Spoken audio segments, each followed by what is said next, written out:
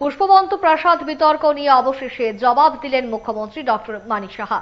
এদিন সাংবাদিকদের প্রশ্নের জবাব তিনি জানান, বিজেপি ক্ষমতায় আসার পরই সবচেয়ে বেশি গুরুত্ব দেওয়া হয়েছে রাজন্য আমলের সব স্মৃতিকে, আর রাজ্যের উন্নয়নে কারো বাধা না দেওয়াটাই ভালো।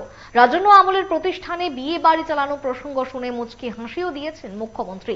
তিনি বিষয়টি অস্বীকার করেননি। তবে একটা বিষয় স্পষ্ট, রাজ্য সরকার পুষ্পবন্ত প্রাসাদে হোটেল খোলার বিষয়টি থেকে সরে আসছে না।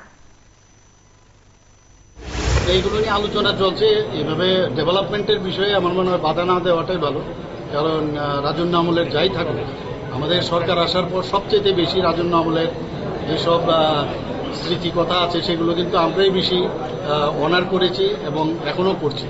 সেখানে যাই হবে, রাজন্য আমলের সমস্ত রেট্রোফিটিংও কাজ চলছে সেখানে।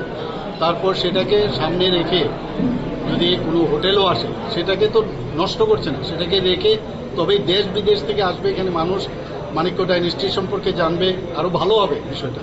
স্যার, যারা রাজন্য স্মৃতির কথা বলছেন তারাই তো বিয়ে বাড়ি চালাচ্ছে রাজন্য স্মৃতিতে, আপনারা সরকারের উদ্যোগ নেওয়া আছে ওদেরকে জিজ্ঞেস করুন, যত ওদেরকে আপনার জিজ্ঞেস করবেন। আপনার কি প্রতিক্রিয়া? না, আমি তো বললাম তো, আমাদের এটা হচ্ছে যে অন্যান্য রাজস্থানেও অনেক রাজন্য, ওদের যে রাজা মহারাজের যে হেরিটেজ বিল্ডিং, সেটাকে রেখেও এই ধরনের হোটেল কিন্তু আছে সেখানে।